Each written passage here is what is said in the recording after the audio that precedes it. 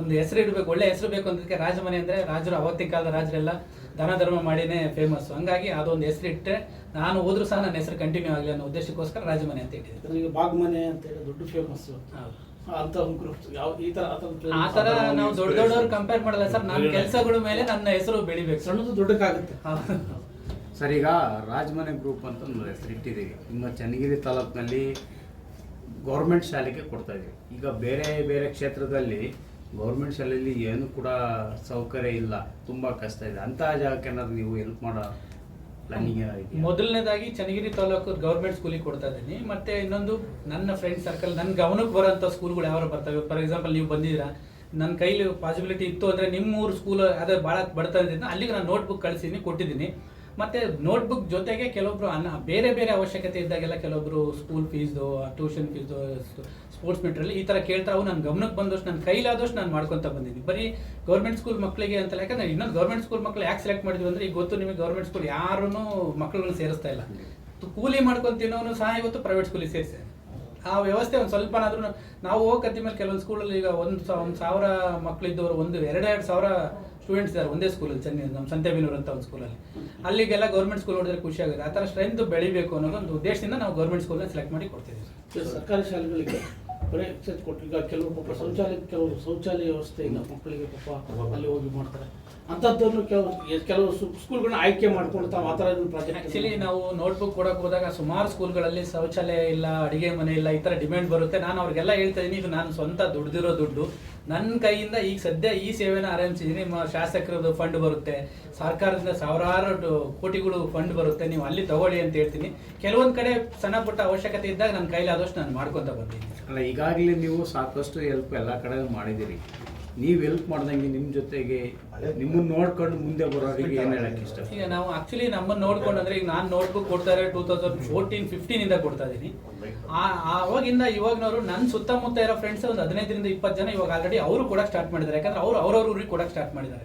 ಕೆಲವೊಬ್ರು ನನಗೆ ಫಂಡ್ ಕೊಡ್ತೀನಿ ಅಂತಲೂ ಬಂದರು. ಅಂದರೆ ನೋಟ್ಬುಕ್ಕಿಗೆ ನಾನು ಡೊನೇಷನ್ ಮಾಡ್ತೀನಿ, ಒಳ್ಳೆ ಕೆಲಸ ಮಾಡ್ತಿದೀಯಾ, ನಾನು ಕೊಡ್ತೀನಿ ಅಂತ ಬಂದವ್ರಿಗೂ ನಾನು ಇವಾಗ ಹೇಳಿದ್ದೇನೆಂದರೆ, ನಾನು ನಿಮ್ಮೂರಲ್ಲಿ ಹೋಗಿ ನಿಮ್ಮೂರಿಗೂ ಕೊಡೋಣ, ಸಾಧ್ಯ ನಾನು ಒಂದು ಸ್ವಲ್ಪ ಆಗ್ತೀನಿ ಅಂತೇಳಿ ಅವ್ರ ಊರಿಗೆ ಇವಾಗ ಎವ್ರಿ ಇಯರ್ ಅವರು ಒಂದು 8-10 ಜನ 50,000, 40,000, 30,000 ನೋಟ್ಬುಕ್ ಮಾಡಿ ಅವ್ರವ್ರ ಊರಿಗೆ ಕೊಡ್ತಾರೆ. ಅದರಿಂದ ನಮಗೆ ಖುಷಿ ಇದೆ. ಈಗ ಮುಂದಿನ ವರ್ಷ ನಿಮ್ಮ ಬರ್ತಡೇ ಬರೋವಾಗ ಇನ್ನೂ ಏನೇನು ಡೆವಲಪ್ಮೆಂಟ್ ಮಾಡಬೇಕು, ನಿಮ್ಮ ಯಾವ ಆಲೋಚನೆ ಇಟ್ಕೊಂಡಿದ್ದೀರಾ? ನಮಗೆ ಒಳ್ಳೆ ಸ್ಕೂಲ್ ಎಜುಕೇಷನ್, ಗೌರ್ಮೆಂಟ್ ಸ್ಕೂಲ್ ಮಕ್ಕಳಿಗೆ ಕಂಪ್ಯೂಟರ್ಸು ಮತ್ತು ಕಟ್ಟಡಗಳಿಗೆ ಒಂದು ಸ್ವಲ್ಪ ನನ್ನ ಕೈಲಾದಷ್ಟು ಇನ್ನೂ ಒಂದು ಸ್ವಲ್ಪ ಟೀಮ್, ಯಾಕಂದರೆ ನಾನು ಒಬ್ಬನೇ ಎಷ್ಟು ಮಾಡ್ಬೋದು, ಇನ್ನೂ ಬೇರೆ ಬೇರೆ ಟೀಮ್ ಎಲ್ಲ ಸೇರ್ಕೊಂಡು ಏನಾದ್ರು ದೊಡ್ಡದಾಗಿ ಏನಾದ್ರು ಮಾಡಬೇಕು. ಕಟ್ಟಡಗಳದ್ದು ಪರ್ಮನೆಂಟ್ ಸ್ಟ್ರಕ್ಚರ್ ಉಳಿಯುತ್ತಾರೆ. ಯಾಕಂದರೆ ಇವತ್ತು ನೋಟ್ಬುಕ್ ಕೊಡ್ತೀವಿ, ನಾಳೆ ಅವ್ರ ಥರ ಇರಲ್ಲ. ಸ್ಟ್ರಕ್ಚರ್ ಬಿಲ್ಡಿಂಗ್ಗಳು, ಕಂಪ್ಯೂಟರ್ ನಾಲೆಡ್ಜ್ ಏನಾದ್ರು ಮಾಡಬೇಕು ಅಂತ ಸ್ಟಾರ್ಟ್ ಮಾಡಬೇಕು ಅಂತ ಯೋಚನೆಲಿದೆ. ಯಾಕಂದರೆ ಈ ಸಲದಿಂದ ಗೌರ್ಮೆಂಟು ಬೇರೆ ಅನೌನ್ಸ್ ಮಾಡಿದೆ, ಈ ಸಲ ಕೊಟ್ಟಿಲ್ಲ, ಮುಂದಿನ ವರ್ಷದಿಂದ ಕೊಡ್ಬೋದು. ನೋಟ್ಬುಕ್ಗಳನ್ನ ಸಹ ಗೌರ್ಮೆಂಟಿಂದ ಫ್ರೀಯಾಗಿ ಕೊಡಬೇಕು ಗೌರ್ಮೆಂಟ್ ಸ್ಕೂಲ್ ಮಕ್ಕಳಿಗೆ ಅಂತಿದೆ. ಆ ಥರ ಏನಾರು ಆಯಿತು ಅಂದರೆ ಸ್ಪೋರ್ಟ್ಸ್ ಮೆಟೀರಿಯಲ್ಸ್ನ ಇಂಥವೆಲ್ಲ ಕೊಡಬೇಕು ಅನ್ನೋ ಉದ್ದೇಶ ನಮಗಿದೆ. ಬಟ್ ಏನಾದರೂ ಆಗಲಿ ಒಂದು ಸೇವೆ ನಮ್ದು ಇರಬೇಕು, ಮಾಡಬೇಕು ಅನ್ನೋದಿದೆ.